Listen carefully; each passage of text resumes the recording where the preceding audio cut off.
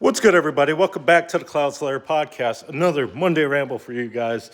This one, I was just going through and I was thinking of a story of my friend here, and for whatever reason, I'm not gonna say his name. I don't want to oust him. Not that I definitely don't think he would be offended by it because of his actions during this. So we grew up playing a lot of basketball, right? So we played a lot of basketball around the neighborhood. We lived down in, at this time, Brooklyn Park. You could get a pickup game at on any block, right? Any block that had a hoop, somebody was playing some basketball. And then, from there you determine who's the best in like the neighborhood type stuff. But it goes like this. There's this one girl, she was, it was on Candlewood Drive, that's where we lived, right? It was on the right side, and if we would have went straight from our house, we get to our one buddies, we go left, we get to this guy here that would play. He ended up going one-on-one with this girl. They're about the same age, so I think it was just right as he hit puberty around that time, or maybe it was right before, regardless. But he ended up playing this girl one-on-one, and it was a hard-fought battle for him, She's backing him down, he's backing her down, and she's faking right, cutting back left, and doing a jump shot essentially. And it was a good battle. It was a great battle to witness, and she ends up winning. She prevails, and then he's like, "Hell no, run that back," respectfully. He didn't do it with disrespect or I held back because I'm a guy, you're a girl. No, all the respect in the world. Because he knew and I knew that, basketball or any kind of sport that people get good at isn't about being male or female. It's about how much time you put into it, and how much you've seen on and off the court that shows who you are there, especially when you're running up against a close game or you're facing somebody that hacks the shit out of you, stuff like that. But they'd run it back and, another nail biter. And she pulled away again right at the last couple buckets, and oh man!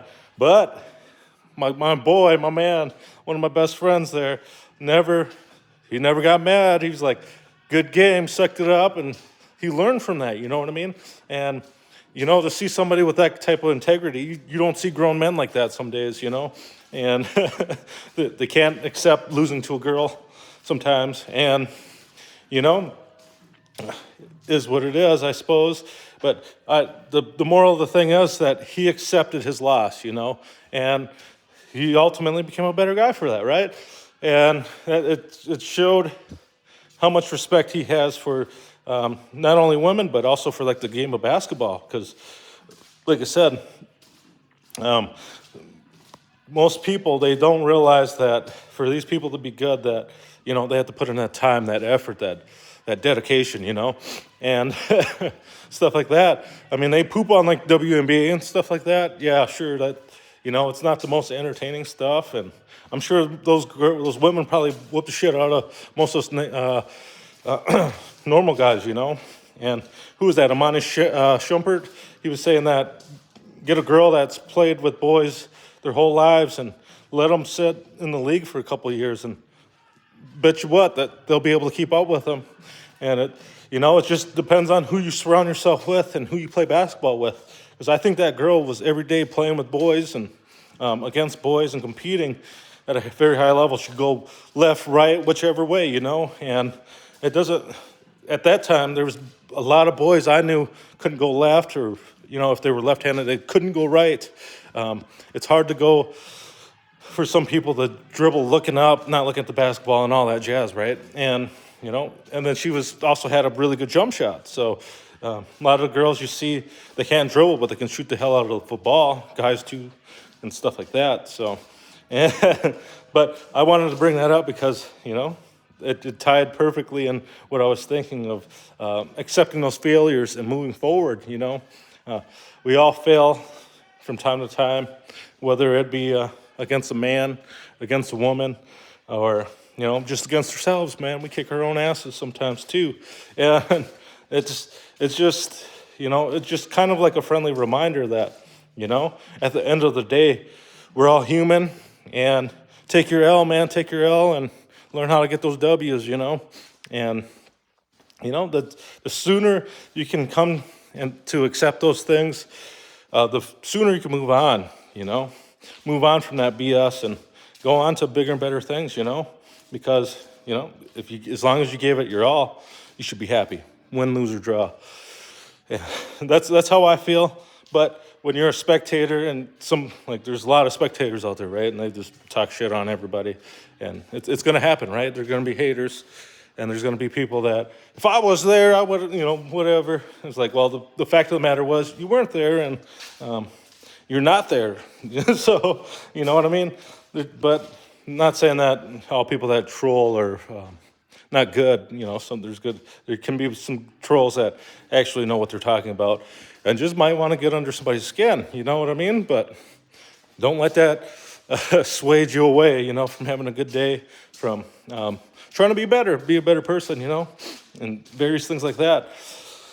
So, I'm glad you guys came back to another Monday Ramble too. Welcome back as normal. And, I can't say it enough, man. I enjoyed talking about this stuff and reliving some of these aspects of my life and some things that, happened to me in my time. So, and, it is what it is. And I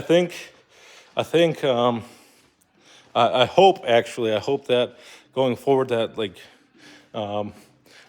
guys will start to recognize that, just because they're a guy, that they're not better than a woman or anything like that. Because I do sometimes see a lot of that going on, and you know what I mean. It's just like it's kind of sad at the same time, but sometimes when you grow up in a certain way, and maybe your father would beat the shit out of you or something, or talk crap to you for losing to a girl, and that's where that might come from, and stuff like that. But I don't know. I don't think that's the correct way of thinking and stuff like that. And it is what it is. I think more so my buddy's his realization of that probably came from his mom being a single mother. He was his mom was raising him, and she was doing a damn fine job. You know what I mean? She had to be the main discipliner, the main breadwinner, and making sure he got to school and stuff like that. Which he made it to school all the time, got really good grades. He would always come over. We'd always be playing, and yeah, we had a messed up time when because he was African American, and my grandma, she was a Korean lady. Rest in peace, grandma.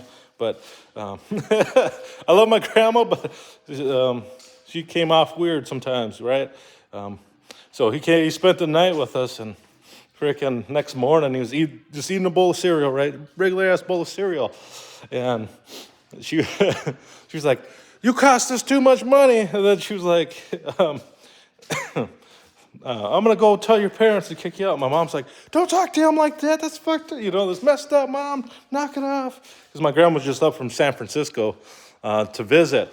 She'd have her a month where she'd visit us every summer, pretty much, And so she walked to my other buddies, which they were light skinned, but their dad was black because they were half African American, half white. And then because she in her eyes, that was my other buddy's dad, because he was African American. She didn't know any better. Didn't know that he didn't have his father around, that it was just his mom. Thank God she didn't know where he lived at, or all, I could only imagine being his mom, and some little old Asian lady comes up to my door and was cussing me out for my son or something.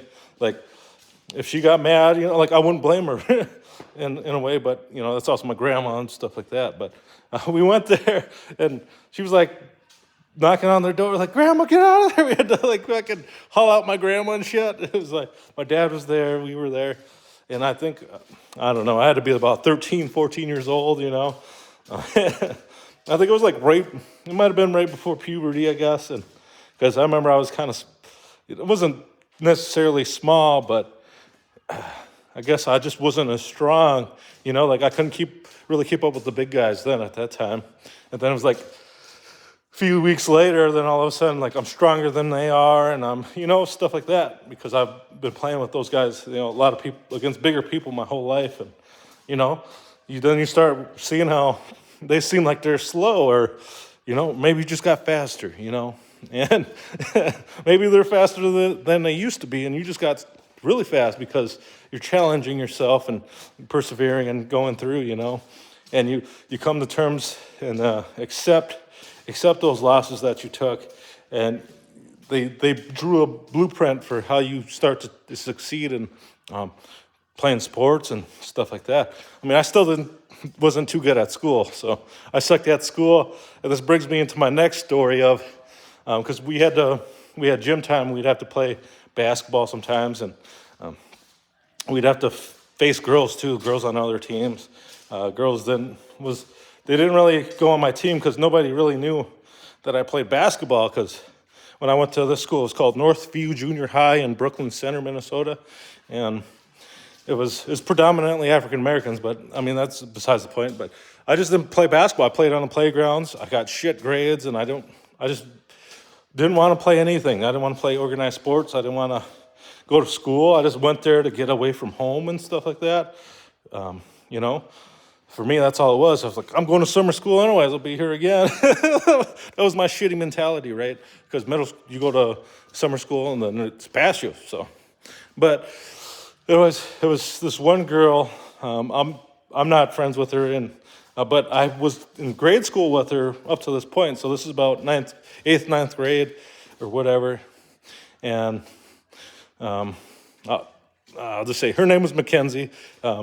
But I don't know. Like I said, I never kept in touch with some of these people. They might not have known I existed. But I do remember, like most of the people I grew up and went to class with and stuff like that. But like I said, I was a class clown. And then as I got older, gradually I started becoming the quiet guy that listened and didn't say shit, because I didn't want no problems, because when we started getting older, there started to be more problems. But anyways, let's go back to the story here. We're playing in class, and usually I didn't have to like jump to block anybody or anything like that, especially girls, because I'm 6'2", my wingspan's like 6'8" or some shit like that, so I have some pretty long arms, and my hands probably reaching up. It's a little over 8 feet, right?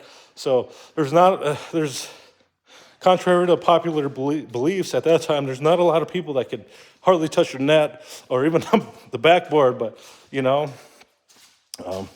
13, 14 years old. There are some though. There's some fucking freak athletes out there, man. But this girl, I was like, holy crap, she's doing left-handed layups. She's doing right-handed layups. Actual like finger rolls to the back, almost touching the backboard, man. I was like, dude, this is like the first time I'm seeing a girl doing this, and she has a good crossover, and step back, pop it, bam, and it's like, dang, this girl's pretty good. But I didn't want to lose, so I was like, fuck this, I'm gonna start blocking her shots. And I was like, start blocking her shots, and like she starts trash talking. I just don't say nothing because I'm not a trash talker. I can be a trash talker, but when I'm playing sports, I don't say nothing. I let it fuel me, I'm like, all right, keep talking, man, keep talking, and I'm gonna show you, I'm gonna test you. I'm gonna do my best to stop you, no matter what the fuck it takes. And it was like, she was like, oh, you think you're good? You're blocking a girl, and one of those, and I was like, no. She's like, well, you just block so many people or something? I was like, no, man, I don't see you as a girl or a boy here on the court, and 'cause you're just a basketball player. At this point, to me, I want to win. I'm not losing to you. That's all it comes down to. And then, stuff like that. So I was thinking about that stuff, and I was like, man, that's crazy. So, it was like the same day. There's a group of chicks. Like, I teamed up with the Asians because they liked me. I hung out with any racial group from there, even though it was kind of like divided, like when they had tables and stuff. But I never gave a shit about any of that. I'd go to table. Whoever was nice to me, I'd be like, hey, man, let me go sit with you. And then made friends, with their table or something. And that's pretty much it, right? And So I'd play with my Asian buddies, they're Hmong, and they didn't really know how to play basketball. They grew up with like soccer, and then they were starting to get into football at that time, but they didn't want to play basketball because they said they were too short. And I'm like, that's not all basketball is, man. They need short people on the court too. You see Spud Webb and all these other guys. But anyways, we faced this team of girls, and my Asian buddies, they're not really the best defenders because they didn't know what they're doing at all. You know what I mean? So, but these girls, I think they played on the girls basketball team, and they were fucking like, they were tearing us up. They were up by like 5. I think we were only playing like 12 or some shit. So I was like, all right, now I'm gonna have to buckle down and fucking start blocking. So I was starting blocking them and fucking making, doing my shots. Like, just give me the fucking ball, guys. And we end up winning. And they're like, why'd you hold back in the first half and stuff like that? And I was like, I wanted my buddies I had to get my team involved. If you don't get your team involved, then what is it? You're just a one-man circus trying to keep up with a team. And we all know one person can't beat a team, or you know what I mean? So, but they needed some of that game time experience, because they made some clutch plays at the time, but they were still getting torched by the girls. But like for me, I'm good at hiding behind like an extra defender. Like if I know, like I read body languages pretty well, and then I tell if that person couldn't see anybody but the defender has come up and swat it. Intelligent defensive plays. I was more like a Ben Wallace, like a defensive specialist and stuff like that. And I just loved to block people. It was fun. I didn't care if you were boy, girl, or whatever. If it was a challenge, the bigger the challenge, the more I was trying and going to try my damnedest to learn how to block whatever you had and stuff like that. But like I said, I played girls way better than boys, and I played boys way better than girls, and in between, vice versa, all that crap.